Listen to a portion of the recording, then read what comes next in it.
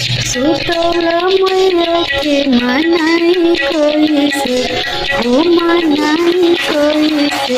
अभी ना कैले दर्शन घरवा जाई कैसे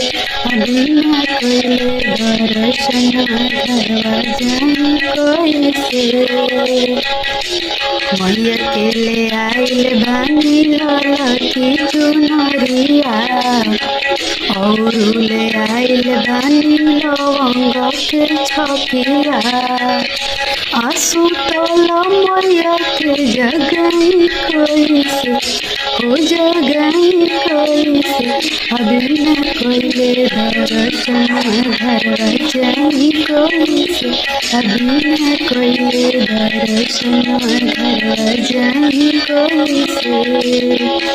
मैया के ले आइल बानी कान के झुमकावा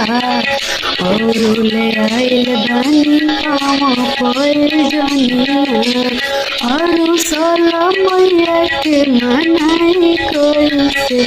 हो मनाई कैसे अभी ना कोइले दर्शन घरवा जाई कैसे